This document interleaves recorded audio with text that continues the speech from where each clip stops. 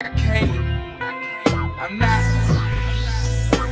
I can't afford to not record. Welcome to season 6 of the Be Your Own Kind podcast, where we believe that you deserve the space to just be. I'm so excited to share another season with you, packed with fresh perspectives, practical tools, and inspiration to enhance your already amazing self. I hope you enjoy the new content just as much as I've loved bringing it to you. Stay inspired and always remember to be your own kind. Listeners, I'm having this insightful conversation before I hit record with Miss Natalie. She was talking about energy and the effects we have when we don't like correctly apply that energy or let it flow, like when we try to like hold things in and how that festers into our bodies. And even though this is not the opening we normally have, I just kind of want to just segue and just flow like you said and just segue back into the conversation because I feel like everyone needs to hear about this. So where do you wanna go into? How do you wanna jump into it? Jump into it. Well, normally I ask, a little bit about yourself and how you started on your journey.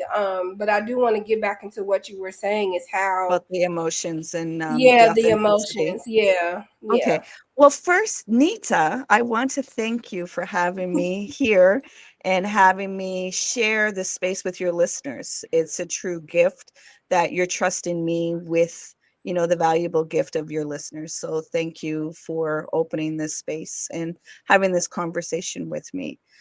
As I was saying before, many of us don't even know how to feel our authentic emotions.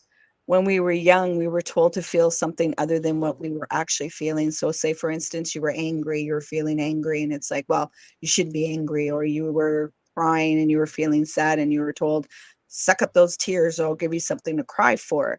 So, in that process, you don't even actually know what your authentic emotions are. You've been feeling somewhere else.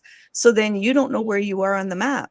If you can't feel your authentic emotions, then what do you know what to work with? And Right. emotions are information and data. Yet, if we've always been suppressing or creating these masks of being something else, then we don't really know how to understand ourselves internally. And when we keep suppressing or running away from these emotions, they build up in our bodies and they create these diseases and illnesses. And, you know, as I was saying, the emotion of anger. I tell people to befriend it, and a lot of people are like, what? And some people will say, like, I have anger issues. I'm like, it's not an issue. You don't have anger issues. Anger is protection. What are you trying to protect? And most Mm, times it's vulnerability. People were not able to feel vulnerable because it was weaponized against them. And so they don't want to feel that pain. They don't want to let their sensitivity out because it hurts too much. right. And they don't know how to hold that space of listening. What is the anger trying to say to you? Because anger is the bodyguard of sadness and fear. Yet when you can be honest, because most of us cannot even articulate when we are feeling scared. Like it's such a taboo. You're not supposed to fear. And it's like a nervous system that's healthy is going to feel fear. It's when it gets too polarized, then yeah, it does a lot of harm. Yet let's not tell people they should be something other than what they are. It's nothing's evil. It's understanding what is it there and what is its purpose. And understanding within your biology, your nervous system is always using a method of protection. It may be a toxic one, yet it's still protection. So it's Mm, better understanding what are you trying to protect rather than telling you to be something other than what you're doing and chastising yourself because you keep making the same mistakes. Yet you're going to still keep making the same mistakes if you don't know what you're trying to protect, which you're not able to feel. and that makes a lot of sense because suppressing things, I'll just say for me, suppressing things was always my thing for like years, and then I just snapped one day and it was something so small and I just snapped because young ladies don't be angry. Young ladies let it roll down your back, and also um You got to be strong and you got to be kind. You got to be this, you got to be that. And if you're anything besides that, now you're kind of like a burden. Nobody got time for that because there's real life stuff going in the world. So that stuff grows up with you, you know? So I just thought it was just easy, just push it back. I'll be okay. And the thing is, things will be okay, but it's okay to not be okay. And that's what I had to learn as I grew older. Like, even though things will work out in the end, at this moment, at this time, I'm not okay, and that's okay. Yeah. Like I always tell, like presently, all vulnerability, I'm recording this podcast in the cafeteria of a hospital. I'm supporting my friend that has pancreatic cancer, and we're 2 years into the journey of this. And, she had a medical crisis where it came, like we had the conversation of DNR with the doctors, yet thankfully she has bounced back again.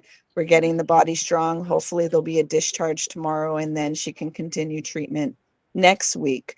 Yet it takes a lot of courage to show up in this space right now because I just want to shut down and then do a podcast with a stranger in a cafeteria and people are going to overhear these conversations. Like, oh, yet it's like, this is what it is to be human, and let's hold a space where we can better understand ourselves. And when we're feeling our emotions, it's like, talk about being heavy. Like, what's lacking in a lot of our conversations is we don't have emotional intelligence.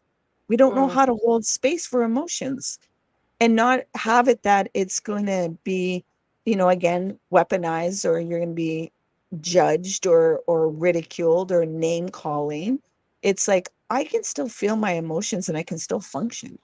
I might need a little bit of space to be able to process what's going on, yet give me the ability to feel and not just keep eating and swallowing these emotions that just stay in my body and they grow and grow and create a more disconnection.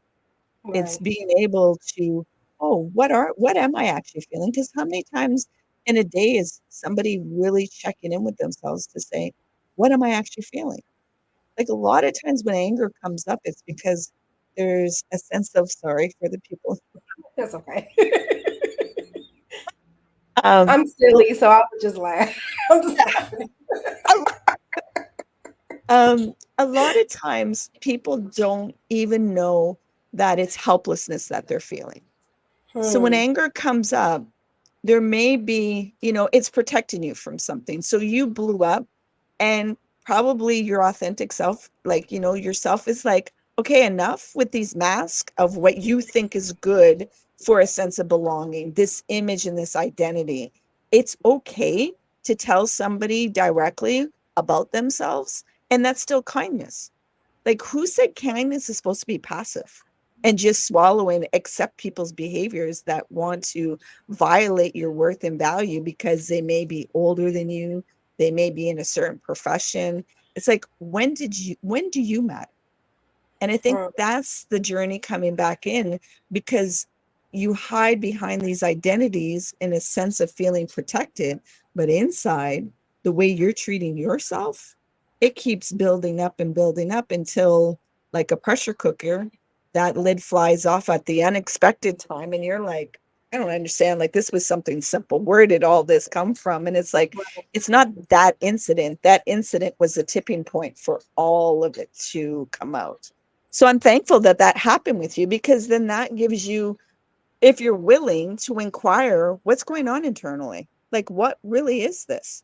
Let me investigate and better understand, and start to ask myself some very introspective questions of, who am I?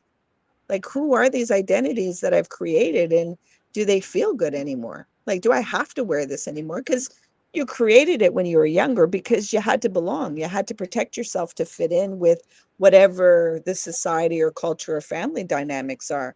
Now that you're an adult, it's like, oh, wait, I can give my permission for things now. And it's like, Right. yeah, and it's like, I didn't I I don't know if I can step into that role. I don't. And it's like, yeah, you can. It's going to be uncomfortable. It's going to be a little messy. Yeah, it's yours to take ownership. Like, this is your story. Like, time is Right. a tool, it's not a toy. So how are you using your time to value, to also protect your energy, to really start doing some inventory of the people that you're connecting with. How do they make you feel?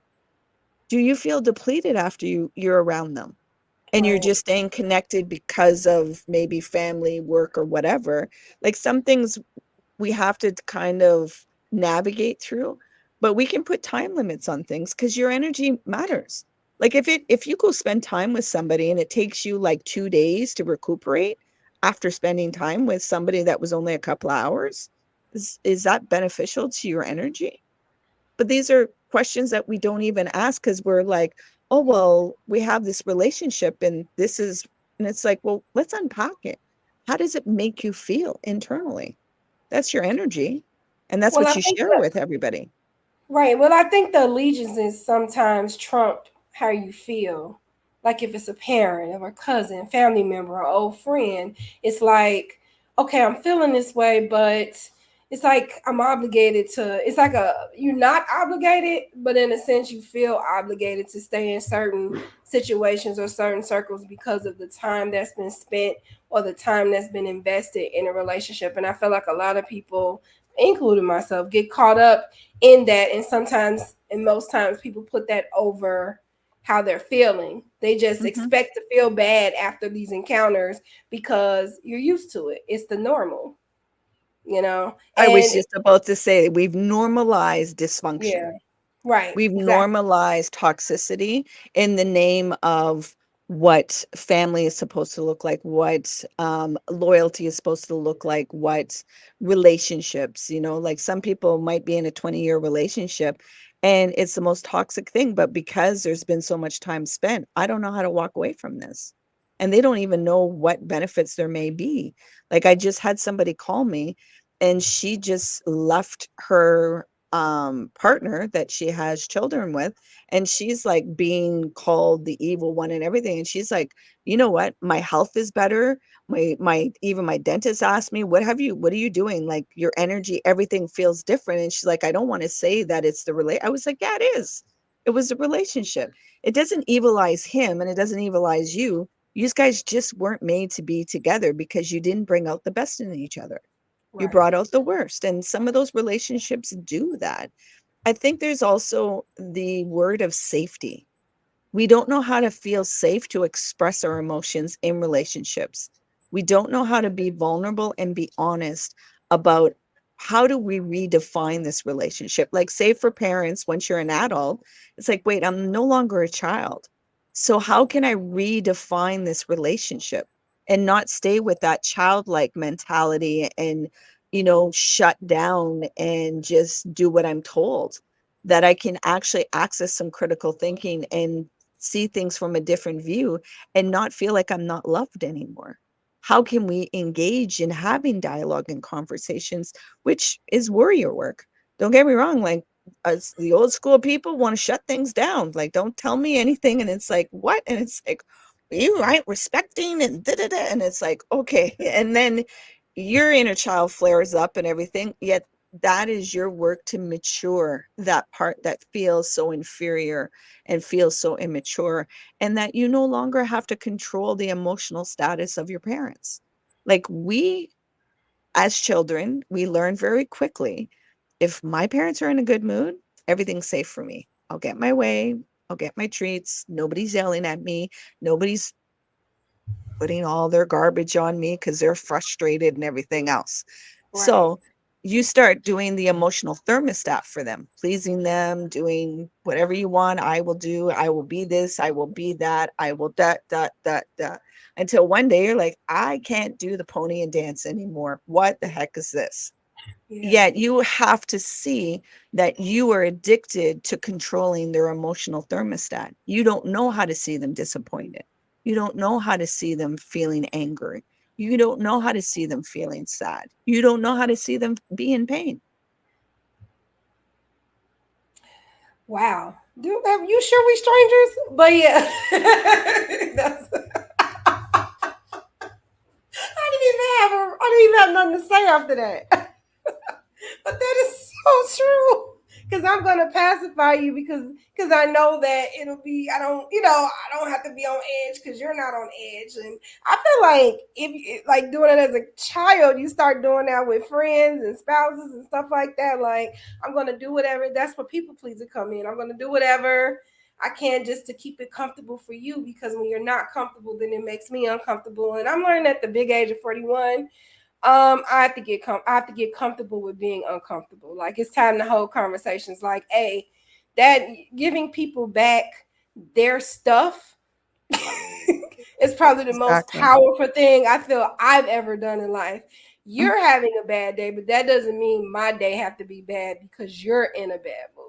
So I hope you feel better, but call me when you feel better, because you're not gonna take it out on me. If you don't want to have a solution, or you don't want to talk it out or vent just in friendly, but you just gonna lash out at me, you can keep that. You keep that attitude and call me when get your life together. I love it. I love it. I love that you have empowered yourself to see what that looks like and not internalize it that, oh, I should just, because the people pleasing is part of the nervous system's fight or flight, fawn or freeze. So that is the fawn part. You conform to want to have a sense of belonging. So you take care of the emotional well being of those around you because you understand that that will keep you safe. And you also get a reward, a chemical reward when somebody's happy. So you get Yep. addicted to that. Oh, I got a sense of worth. Oh, I'm doing a good job. I'm doing a good job. And you're not realizing like you're already in your worth. You don't have to earn your worth. Yet to come out of that fawn state, that deep part of your nervous system, when it's been activated, that's the work. And you gave a beautiful language. I'm giving back the stuff that would never belong to me. Yet I internalized it that I thought that was my work. And it was never my freaking work. No wonder I'm so burdened and heavy. Like this wasn't my curriculum. That's their curriculum. Right. But I got addicted to certain parts. So that's why I just didn't know how to come out of this pattern. Yeah, you have like you languaged it.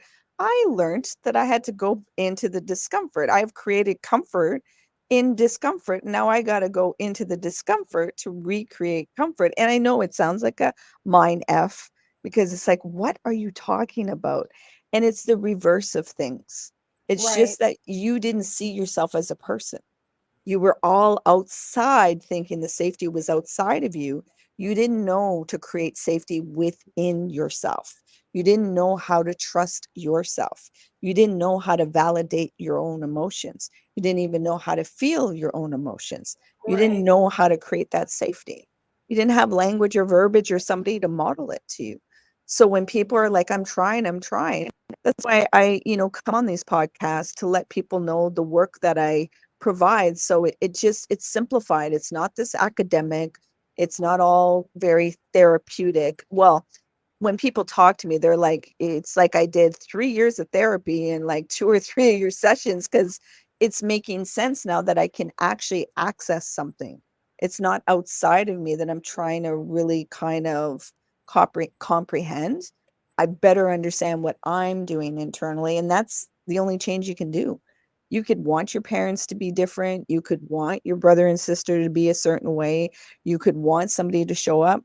You have no control over that.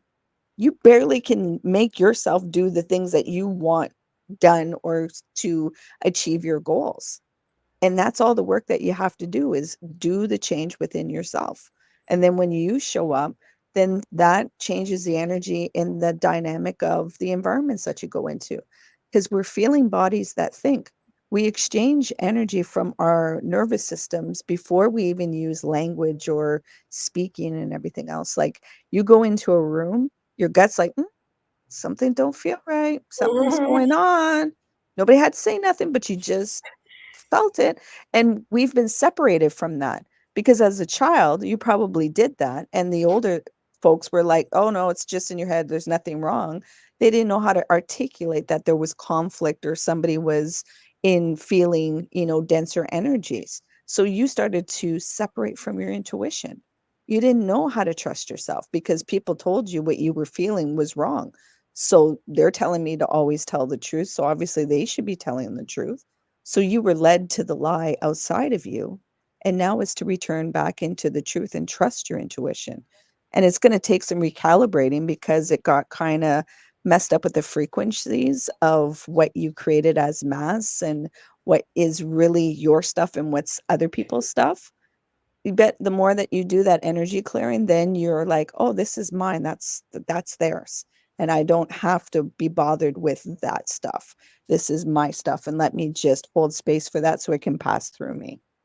Yeah, that makes a lot of sense. And I want to circle back to what you said about people pleasing and the addiction of it. So, like with any addiction, it's short lived, right? The high is short lived, so you go back to it because it's an instant gratification, you know. And I feel like that is the most articulate thing that I've heard attached to people pleasing. It's not the fact of being liked, it's the fact of feeling valued. Mm-hmm. And when you're not like valuing yourself, or like you said, feeling like when you finally learn you don't have to earn that value, you just are valuable because you're you. You know, that is a very rewarding feeling. But for people that are still in the midst of people pleasing, because I told someone in another podcast, I feel like there should be a people pleasing anonymous, like, because you can instantly get back into that if you don't pay attention. Like, you can Yeah. fight it, you be doing good for a couple of months, and then you look up and you're like, oh crap, I'm high off of this people pleasing again, you know. So for people that that teeter totter and is trying to get out of that pattern, what's some advice that you can lend to them? Well, the first is identifying. So it's being able to acknowledge. And, just because you can acknowledge something, it doesn't mean that you can access the behavior right away. It's Right. having grace with yourself and understanding this has been a default of you. Your nervous system is the strongest thing. You cannot override your nervous system. Okay. That thing will shut you down.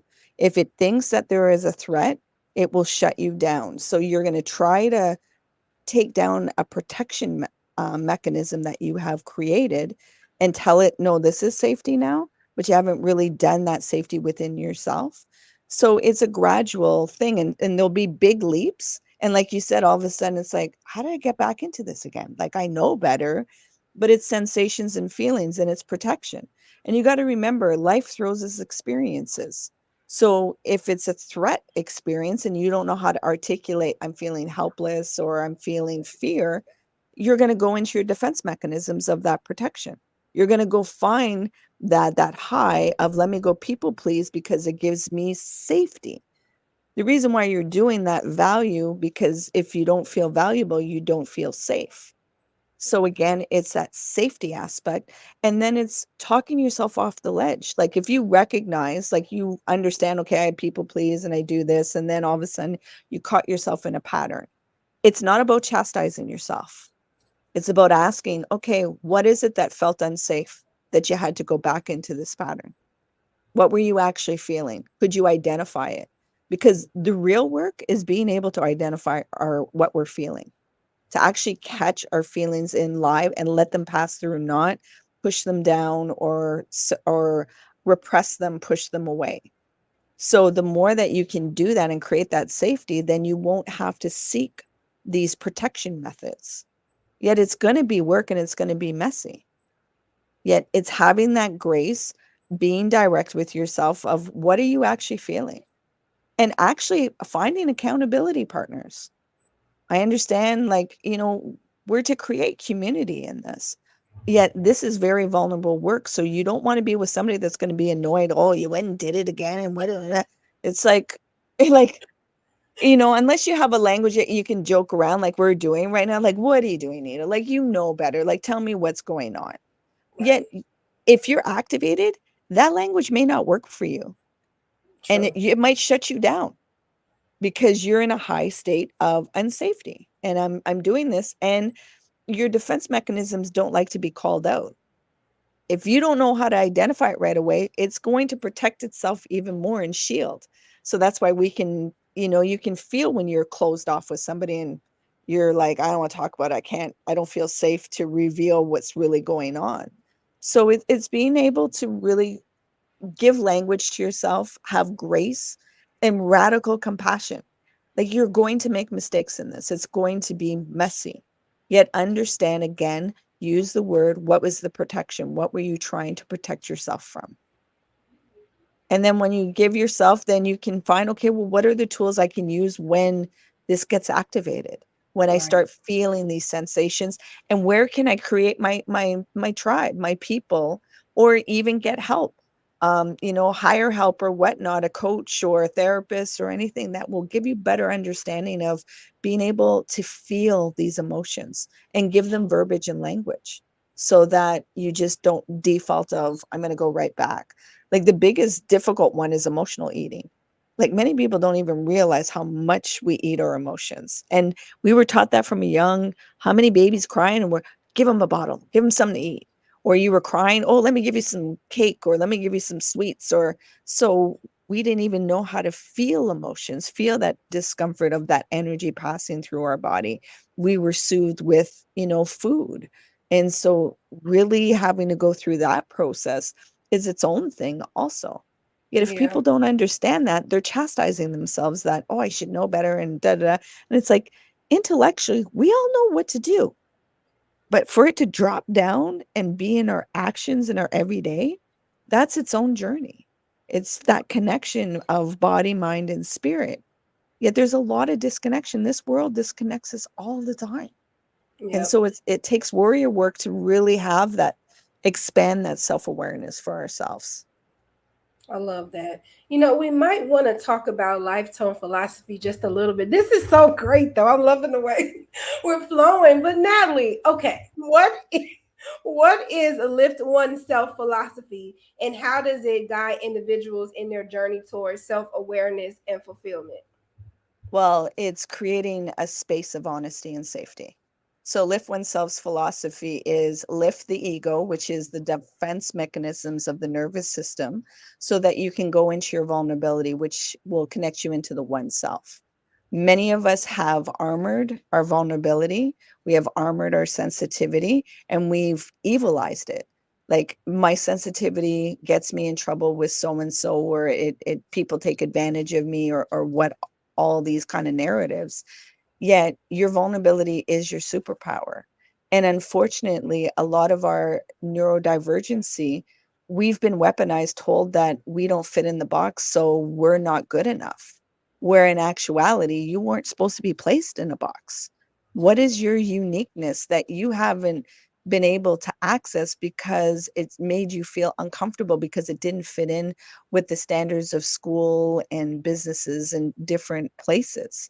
So I'm here to create a safe space so that people can better understand themselves and empower of accessing what's within them, because we all have our own individual uniqueness.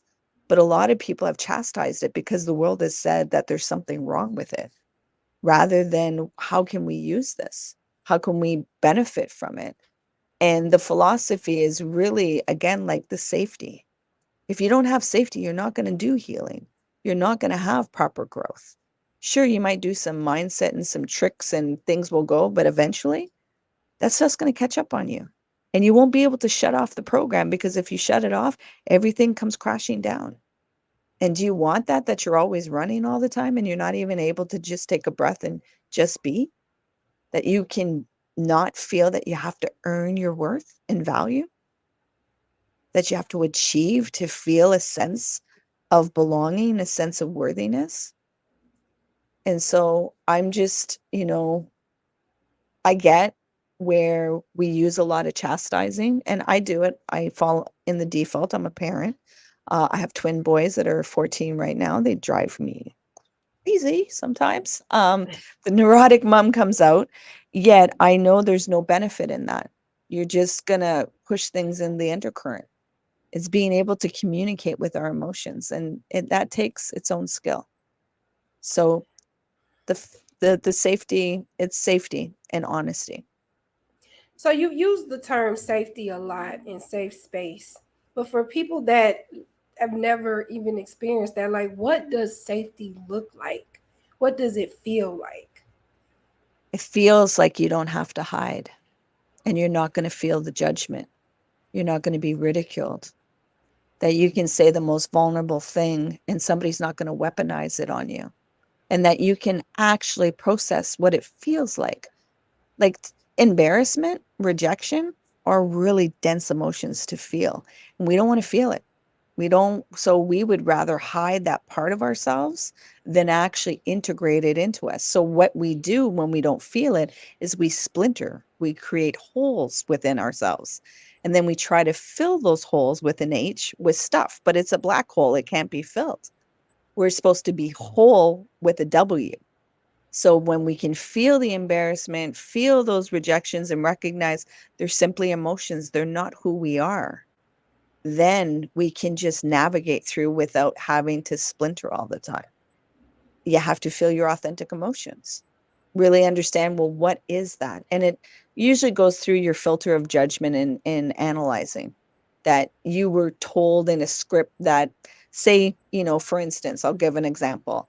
Um, Say, for instance, you were told that you were never supposed to slap your child. Okay. And then you go slap your child. To actually acknowledge that to yourself, you would be chastising yourself because you have a program. You weren't supposed to slap your child, but there you go. You went and slapped your child. So how do I integrate that when that is something that is a taboo? It's evil. It wasn't supposed to happen. But if Right. you push that away, how are you actually supposed to heal it? So it's a process to really be accountable in a space where it's not safe to admit our mistakes. We can, legally get um, punished. We can get punished by not being loved anymore. We can get othered by other people. So why would I want to be honest about mistakes when people can use it against me? So that's why it's important to recognize who is a safe space, that the information that is being shared, that there's integrity, that it's not going to leave that space, and that you can also learn how to integrate that. And because there's a powerful thing that when you're honest and somebody witnesses it and they don't shut down, they actually lean in more, that has more acceptance with yourself, that, oh, this isn't an ugly part that you're going to tell me to be something different. You're Hmm. accepting this prickly part, or and it's like, yeah, okay, because it's not you, it's what you're feeling in the moment. I love that. I love that. And that reason I asked that because, like I said, a lot of people don't know what that feels like to even find if they're safe, if they're not safe. Yeah. So thank you for answering that. You kind of answered the next question about processing. One of your questions was, what does process the shit mean? Yep. And Process your I shit. had to ask it. I had to ask it. Process your shit. Process your shit. Because we all have shit. We all want to pretend it's everybody else's stuff, and we didn't do anything. And it's like, spoiler alert, you have some shit too. You you Yes. you have some stuff. That every garden has manure. There's no garden that is not going to be vibrant without its manure.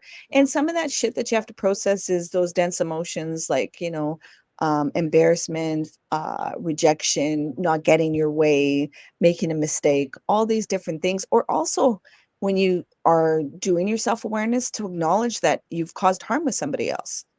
Like, many of us want to be so saintly and kumbaya, and it's like, I'll never do anything. And it's like, bullshit. You don't, we're not aware.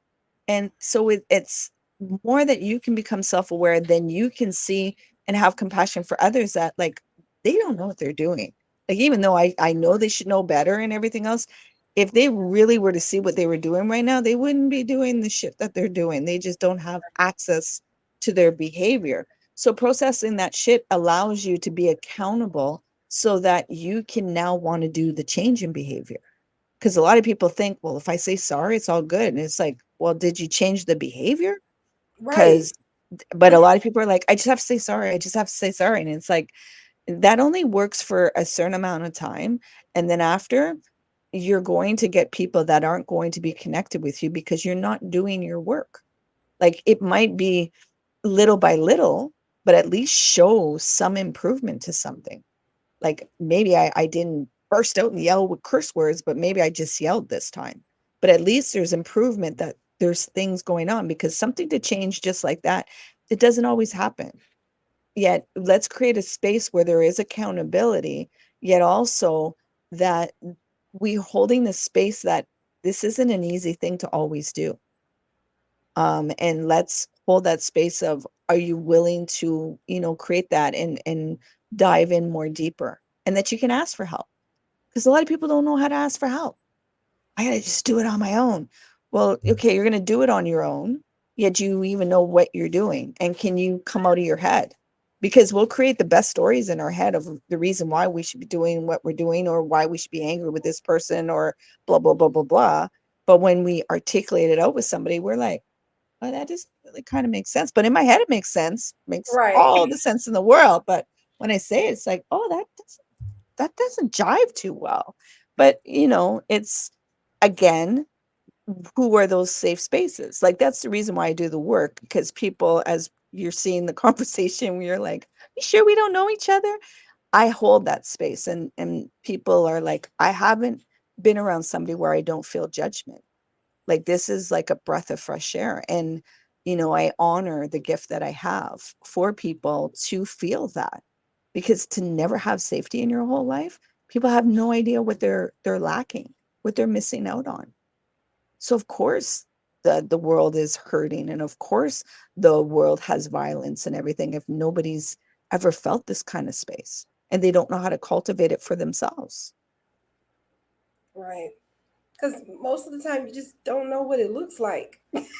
or what it It's the feels like. it's the, or what it feels like. It's just a concept. When people say I'm a safe space, well, what exactly is that? Because the last person that said it was a safe space, it was danger. So even from past experiences, and trust just goes out the window. And so I feel like that whole I can do it myself mentality comes from like constant hurt, like in people breaking your trust, and you just like forget it. If I'm gonna do bad and be hurt, I'm gonna do this by myself. And I think people just say screw community because they were screwed by their community. But there's, like my husband always say, there are billions of people in the world. So those set of people didn't work out, but you can definitely grab another set, until you find the people, your tribe, basically. Yeah. And I know what just came out too in my while we were talking is trauma. So a reason why a lot of people have to armor their vulnerability is because when we're young, we're very open and we Mhm. haven't created definitions. And so we trusted very, like, naively, that why would you harm? Like, we're all just love and purity. And then people were really harmed physically, sexually, emotionally in those spaces. So you had to harden your vulnerability, because if not, you wouldn't have survived in those experiences or those spaces. So to Right. come back into vulnerability, that's a threat. Viscerally in your body, you're like, when I trusted you, you put us in because you thought you did something wrong. Not a child's mind is very narcissistic and self involved. It's very Mhm. few that will recognize it was the other person's issue. It wasn't you. You're trying to find the solution of how can I not repeat it? So it must have been me. And so let me not do this anymore, because then I won't be harmed anymore. What you're doing though is you're closing yourself from feeling the fullness of life. Yet it's hard when you've been harmed. And so that's the space that I do with the trauma informed of, okay, to create safety in a body that has been harmed and to trust vulnerability again, to open up.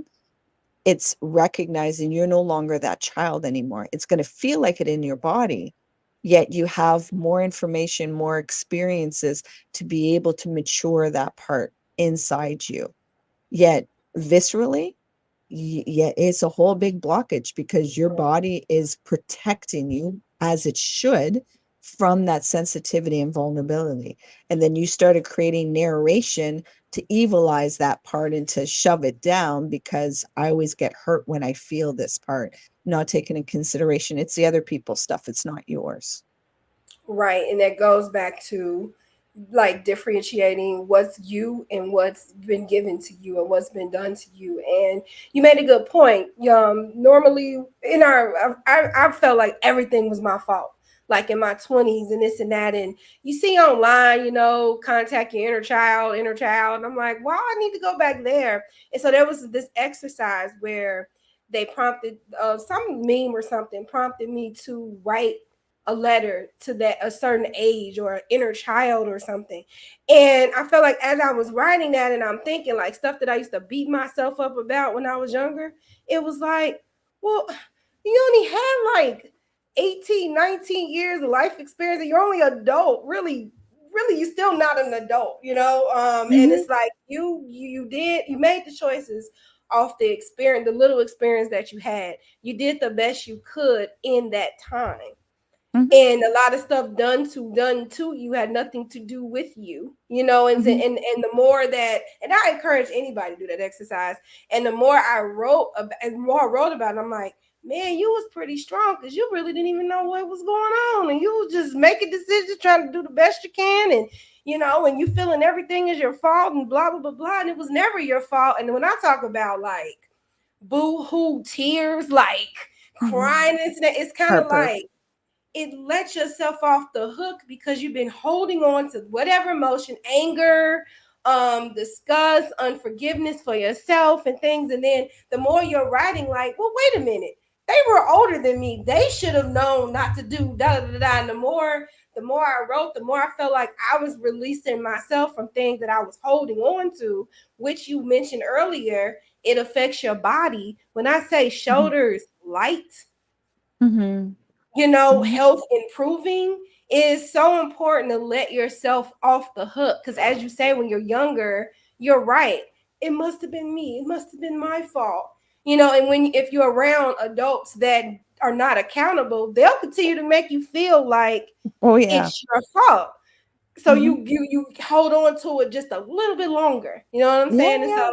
I just feel like I'm ranting, but I just feel like it's just so important to go back there and let little you at whatever age and say, hey, you had no idea what was going on and you didn't have anybody protecting or like guiding you through this. You were doing the best you could with what you knew. Mhm. And you do that exercise and you feel and you get a release, then life will bring you another experience, and then that situation will come, and then there'll be even more profoundness, that you go deeper into that vulnerability and sensitivity, and you actually sit in it and feel it, rather than Mhm. observing it on the outside. Like, you intake it and you integrate it. So a lot of people think like, I'll do an exercise and everything is going to be all fixed, and it's Mm-mm. like, no, there's layers to this, and life is going to throw you new experiences, so you have to relate with yourself in different ways. And so it's recognizing there is no arrival. The mind wants to arrive to perfection and everything's done and I Get it won't over have with. to do any more work. Like, spoiler alert, there's pain in life. Like, it's just the way it is. um and then there's a sense of, once I've done something, the miracle, and it's all gone, and it's like, no. Just for um that second. the thing is, like, I tell people, they're like, okay, well, I have an experience. Like, say they have an ex and they have all the emotions that they're processing, and now they're at a part where, like, they can hear their name or they can see them, and I'm like, and there's nothing, and it's like, okay, but be prepared. Those emotions are going to come visit you later on down the road, and it's Hmm. going to be, did you do your work? Are you going to let them in, or are you going to shut the door again? But when you let them in, it's letting them in and letting them know these are the house rules. You ain't doing a muck in here. You used to be able to do a muck because I didn't know how to have my own house rules. Yet, I'm not going to chastise you. And I'm also not going to let you take command of here. I'm just going to Right. observe you and let you pass through and recognize you're just a part of this experience. But the way I'm speaking this takes profound work that you're doing internally to feel your authentic emotions. Yeah, what people want to do in a society is numb and run away from things. And we're told there's a pill for this, there's a vacation for this, there's a Birkin's bag for this, there's all kinds of things, rather than, can you sit and feel it for a bit and let it pass through and recognize it's not you. Actually, if you're willing, would you allow me to do a mindful moment with you so people can understand how to access their breath and create space between their thoughts and what they're feeling inside? Sure, let's do it. Okay. He's like, oh, do you meditate? Yeah. Okay. I got the answer. I don't know if it's similar to this. Okay. Okay. For your listeners, a lot of times people might be listening to this while driving or needing their visuals. So safety first. When I say the close your eyes, please don't do that. Yet the other prompts you're able to do. Okay. So Nita, I'm going to ask you to get comfortable in your seat. And Oh, I slid back. if Okay. if it's safe for you, I'm going to ask you to gently close your eyes. And you're going to begin breathing in and out through your nose. And you're going to bring your awareness to watch your breath go in and out. You're not going to try and control your breath. You're just going to watch the rhythm of it and allow your awareness to go into your body while staying with your breath. There may be some sensations or feelings coming up. It's okay. Let them come up. You're safe to feel. You're safe to let go. Surrender the need to control. Release the need to resist and just be. Be with your breath. Drop deeper into your body. By now, there's probably thoughts or to-do lists that have popped up in your mind, and that's okay. Gently bring your awareness back to your breath, creating space between the awareness and the thoughts, and dropping deeper into the body, allowing yourself to be with the breath. Again, there's probably more thoughts that have popped up. It's okay.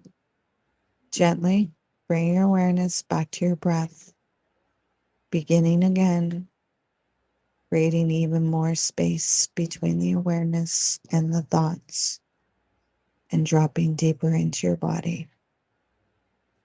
Just being with the breath. Dropping deeper into your body, being with the breath. Now, at your own time and at your own pace, you're going to gently open your eyes while staying with your breath.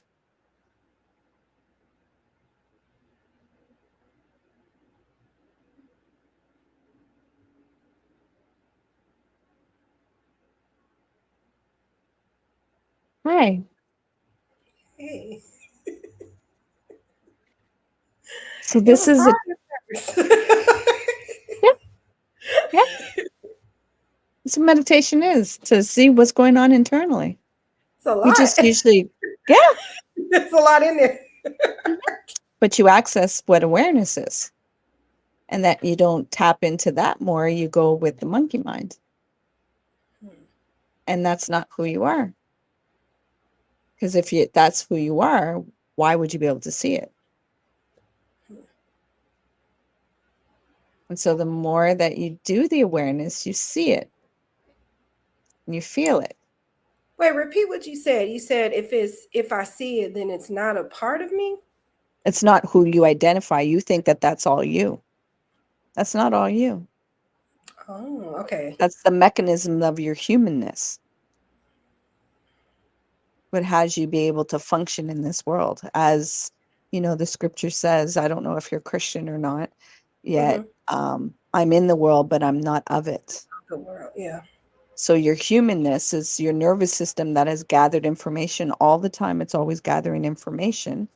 Its one function is not to die. So that's why these belief systems, and as you said, when I was younger, I gathered this and it was like, that's not even me. Like, these aren't supposed to be my emotions. Yet even further than that, all of that isn't you. It's a persona that is created to navigate in this kind of matrix that they call it, so that you can function in the world. Yet the deeper part, where I was showing you the awareness of watching the breath, that's your deeper spiritual part.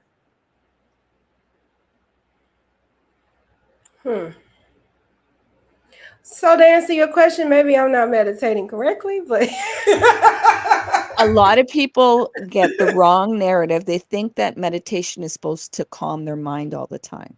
And that's yes. not what meditation is. Meditation is being aware of what's going on, and it's regulating your nervous system. And if you're in a whirlwind Meditation is very difficult to access, to be able to, what am I feeling? What's going on? I want to get the helplessness off. I want the anxiety off. I want the fear off. So you're going to use whatever habits or patterns to kind of offload that energy. Yet the more that you meditate, the more that you're able to regulate that nervous system and feel those big emotions that you never felt before and process them through so that when they come, they don't disturb you. Because what they do right now is they disturb the mind. I don't like this feeling. I don't like what Hmm. this is, all these thoughts and all this stuff. Yet I haven't learned to create a space between these thoughts and myself, the awareness.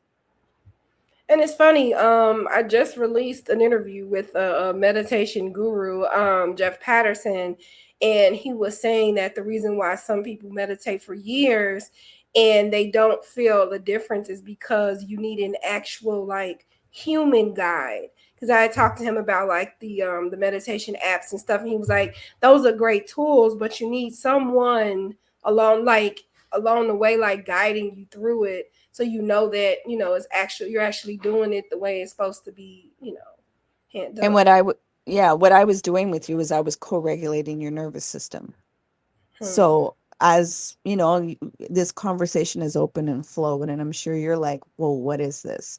It's because I've done the work in my own nervous system. So there's safety, and you're able to hook into my nervous system and be like, oh, it's okay to come into this space. Because many of us don't know how to be in the unknown and uncertainty. Even though we're always in it, our mind creates this narrative that I'm in control and everything is safe and secure. Yet really, we're in the unknown and uncertainty. And if you can learn how to play in that jam, oh, there's so much liberation.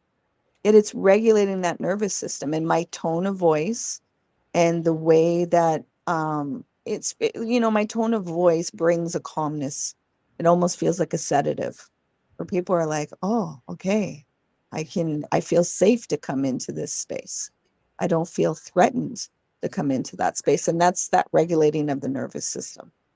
Or forced, because sometimes things that are supposed to be like relaxing is more of a like you got to do it this way or it's wrong, or it's a lot of Yeah, like a lot of walls, and it's like I thought this was supposed to be like liberating. So exactly. Um, and I bring play, like, my nickname is NatNat. So a lot of people use NatNat, and healing requires play. The nervous system's only going to open up and surrender those defense mechanisms. It needs play. When we're serious and stuffy and rigid and dogma and all these different structures, it feels too stuffy. You need some openness to be able to engage in the flow of life, in the energies of life, and have some fluidity.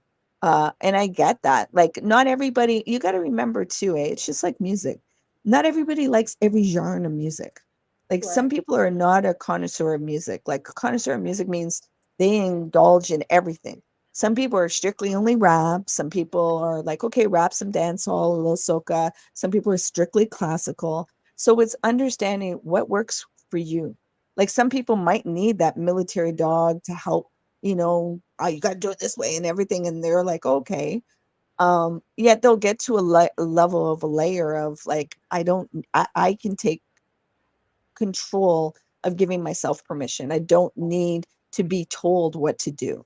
I can actually access my critical thinking and see what works with my nervous system.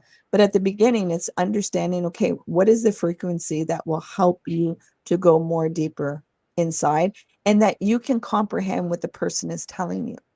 And that's why I simplify my language to the best of my ability so that it doesn't feel so out there, too much woo woo, too much spirituality, or too scientific, where people are like, that's too academic.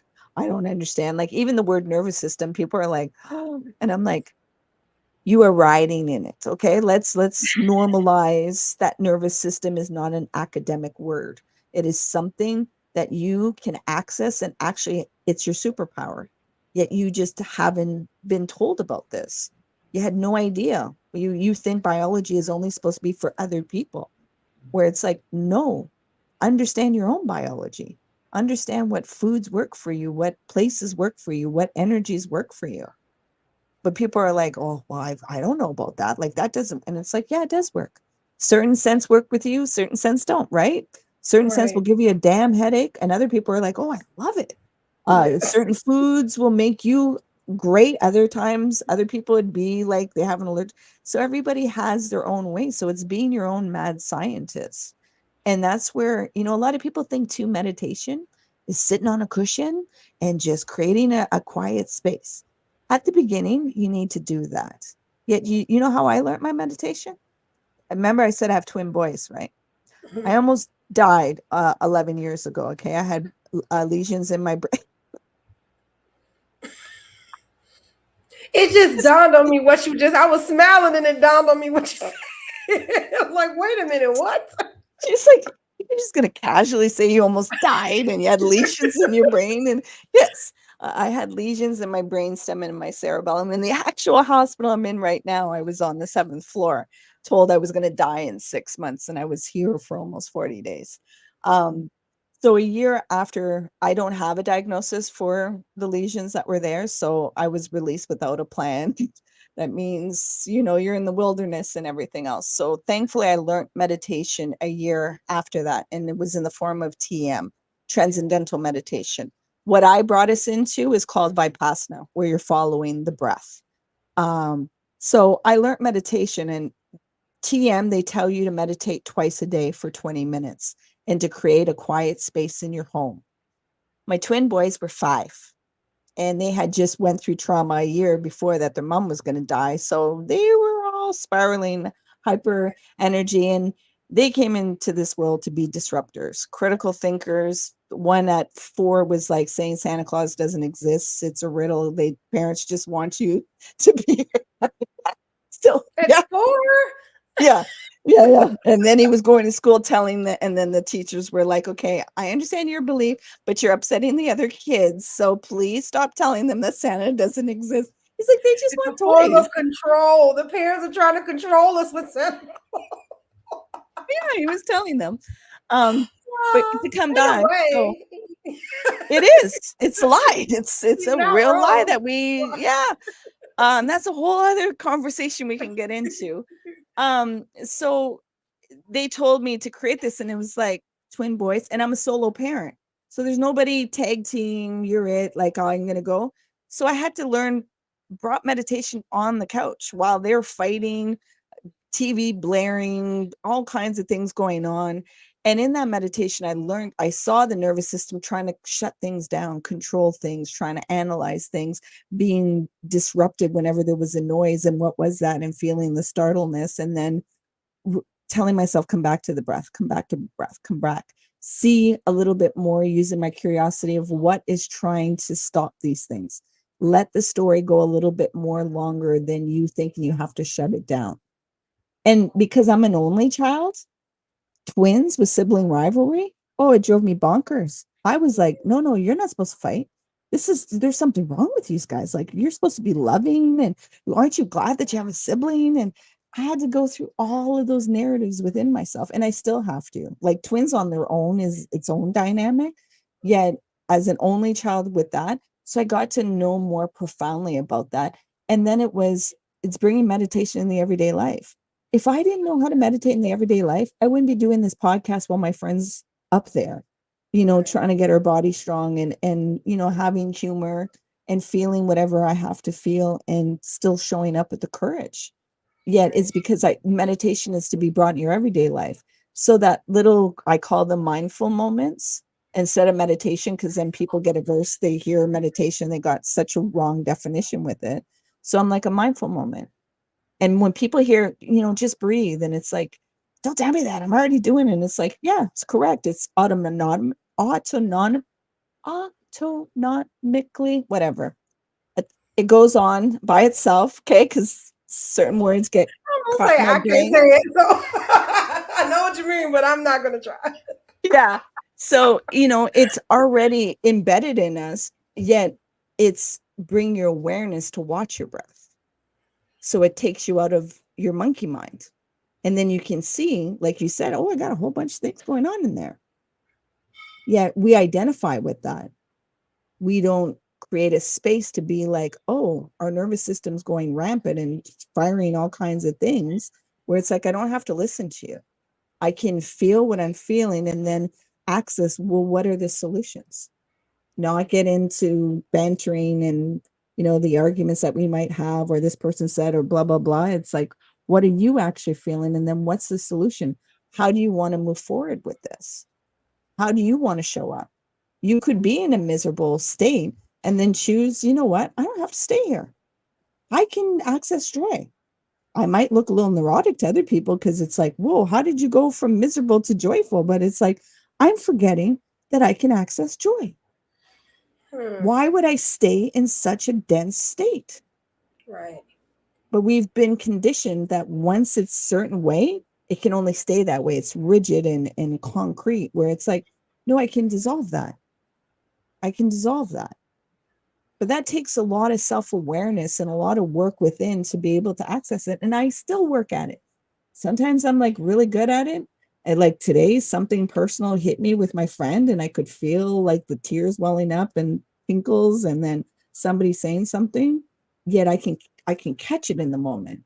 Other times it would have flown all over the place and we wouldn't have been able to speak about it. But we were able to speak about it and say our parts and stuff like that. Yet that's taken profound work within myself. And I'm living proof of what's possible.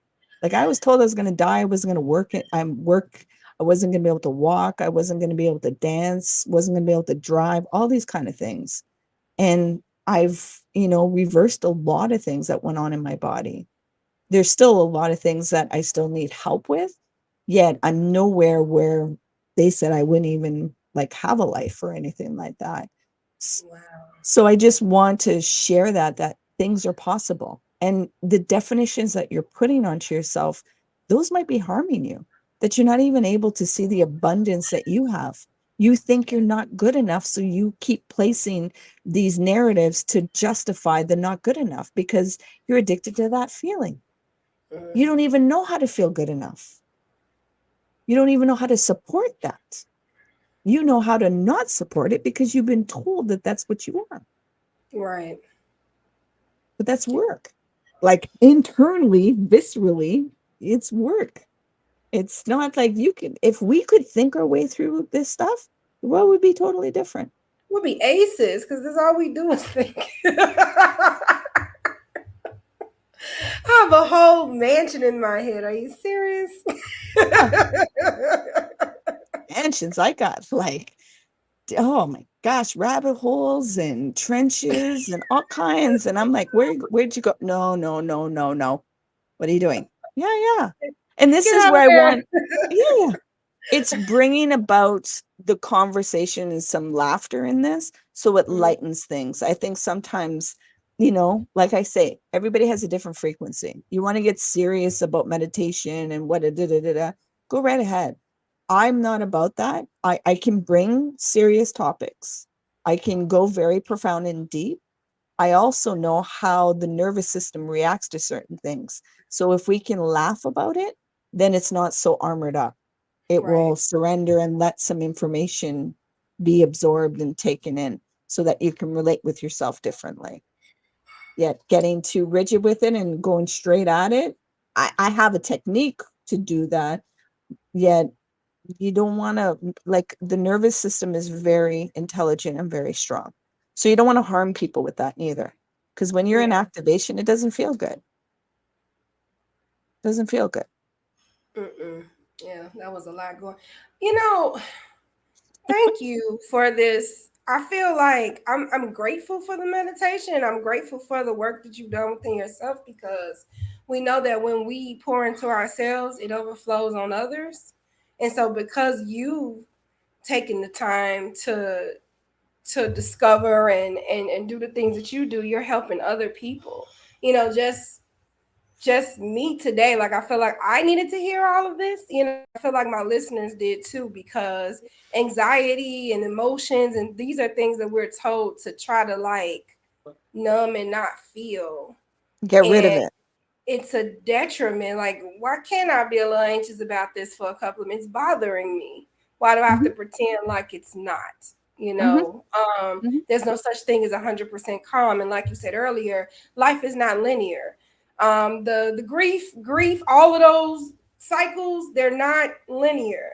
You will jump. You could jump from acceptance back to denial Very like quick. that. I feel like once we Snakes and ladders. understand, right? Once we You know what I understand, call this that journey? You know what I exactly. call this journey? Uh-huh. Donkey Kong. Donkey Kong. So you know Yes. how you would go up the levels, but you wouldn't know what the next level is. So then you would Right. go up that next level and bang, a wheelbarrow, and they bring you right back down. But you'd have to go right back up and understand. Yep. But you can't know what the next plateau is because it's unknown and you don't know what your growth is going to look like. But you know you're prepared because, hey, I know certain tricks. But you go up there and it's like, oh, it's a totally different freaking world in this. So it's recognizing there's layers to this, there's levels, Yeah. there's familiarity, yet you also always have to develop those skills. I have my skill of meditation, I always keep refining it. I have my skill of self-awareness, I have my skill of listening. This experience in the past 2 weeks has really refined my listening skills and that space folding. Yet, let's not chastise ourselves and tell us that we're not doing it right. It's better understanding, okay, how are you benefiting from this? Like, it's not about right or wrong. Is there a benefit for you? Right. And do you see the benefit? Or are you just wanting to give the illusion of something? Yet you're missing out on the fullness of life, of really Yes. being in your story. Yes, and authentic when you're trying to be whatever construct or whatever, like you say, mass that you want to be because you're doing it for someone else. You're definitely not doing it for yourself. Hmm. And we talked about earlier how people pleasing there is some type of level of comfort, but it's really it's delusional because it's not comfortable always putting yourself on the back burner. No, no. But you convinced yourself that it is Hmm. because you get this little value feeling or whatever. And so I do believe that we can trick our just like we can trick ourselves into this stuff, we can also exercise the muscle for the other half, the other side of it, where it can Exactly. work for us and not against us. And that's definitely what I gathered out of our interview today. Yeah. Hmm. Yeah, You it's are it's doing shifting your powerful perception. work. Yeah, you are. I mean, we have not done any like maybe one or two questions, but how can people get in contact with you if they want to do the warrior work and if they want to reframe, their mind, their thinking? Yeah. My website is liftoneself.com. So that's LIFTONESELF.com. I also have a podcast called Lift Oneself, where my intention is to remove the stigma surrounding mental health. I'd love to have you on, so that, Yes. yeah, I can share you with my listeners. I'm also on social media, where I leave little, affirmations or what I'm going through, or remind you of certain tools that you can be using right now. And on my website, you can do one work with me. I have a 15-minute discovery call to see if we can work together. Because just because, I'm not here to take advantage of anybody, and there has to be a willingness. So it's seeing, like, is there a willingness for you to start engaging? Because it is warrior work. So I know I have the capacity, and everything else. So if at any time in this conversation, if there was a tingle, or if there was like, oh, wait a minute, it feels like she's in my head, or I feel an opening, that's your limbic system letting you know there's a frequency, or there's something that I may have that has information for you. So just reach out, send me a message, send me a DM. I'm willing to answer any questions. I'm here. Like I said, my intention is to create safety. And if I can do that for somebody, that's the best gift that anybody can receive in this world, so that they can feel the safety from themselves. I love that because you are definitely a safe space. Like I feel like I know you. I get that a Like lot. yeah, I feel like I know you. Like we're just old friends talking. So you do have the gift of safety. Yeah. Yeah, and that's something to be treasured Thank you. because safety. I had to ask you what it felt like because it's rare. So at BYOK, we have a signature question. If you could describe yourself in one word, what would it be and why? Safety. Why? Because I know what can come on the other side of safety. And that's the change that we're all looking for in the world. When somebody has safety, then they can dive into the honesty and start feeling. And that's where they can come into their one self. And, we're all looking for change in the world, yet change is within ourselves. So if I provide that safety, then somebody is willing to go into their inner world and start cleaning things up or even amplifying also so that they can access the gifts that are within themselves.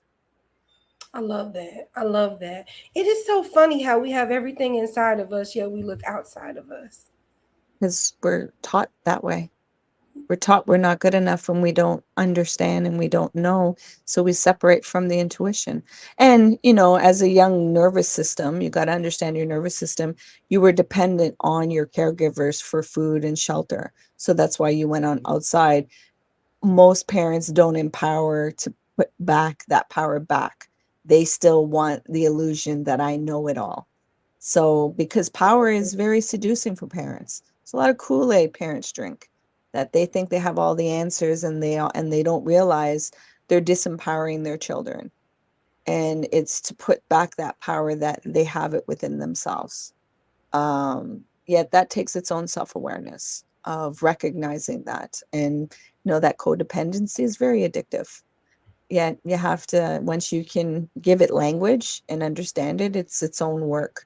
Like even the enmeshment that I have with my friend right now, I know there's codependency that's there.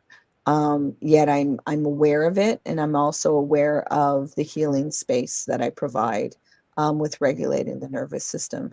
Yet to say like you'll never have something, there's no such thing as that in the world. It's just being able to acknowledge it and then define it of, what levels are you going to go into it. Because you want to get rid of this all or nothing in your mind. It's like Hmm. end in both, end in both. And to what degree am I going to do this? Because a lot of times people think people pleasing, just come back to people pleasing. Well, I'm never going to help anybody again. And it's like, well, why would you do that to yourself? Like it's Right. part of your personality. It's to what extent are you overexerting yourself that your cup is never supposed to be empty. It's always supposed to be full and what runneth over. Yet you always ran with an empty cup, wondering why isn't anybody filling it? Why isn't it? And it's like, well, that was your responsibility.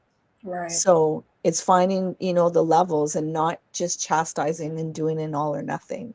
It's like, understanding your sensitivity, understanding the vulnerability, and using these methods of protection to amplify and empower yourself. You don't want to get rid of anything. You want to integrate so you can better use it, not be used by it. I love that. I love that. Natalie, I want you to get back up there with your friend. I really thank you for spending an hour with us and just sharing your knowledge, your energy, and your safety. Thank you.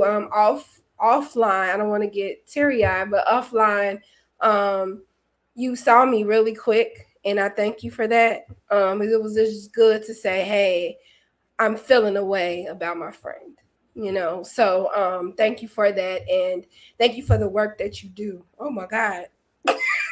Let it Thank you for out. Let it out. Don't hide it. Let it out. And I want to invite your friend's energy in here right now and hold a space of healing for them.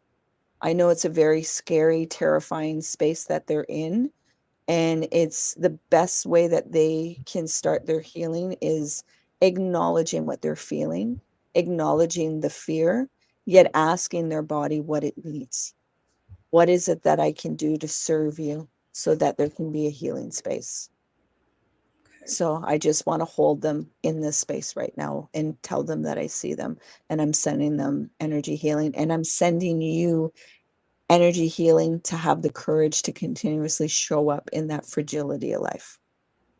Thank you. I will send her that. Send her that. Thank you so much. I really want you to get back to your friend. And once again, and I would love to be on your podcast. And Yes. listeners, I just hope that you're touched and you're inspired and you feel full as I do at the end of this episode. Everything happens for a reason. Nothing is accidental. Like, I totally believe in that. And so, Natalie, thank you so much for being a guest on the platform. When I read your question, like, how do you process, what does process the shit mean? I'm like, yes, she needs to be on my podcast. So I'm really like, I felt drawn to you just by looking at your profile. And so I just thank you so much for your time and sharing your wisdom with us today. Yeah. Please remember to be kind and gentle with yourself because you matter. Thank you. That's actually how I end the podcast. What? I always tell listeners to remember to be kind to themselves and to each other. But Natalie just said it. So, and until next time, everyone. Bye. Bye.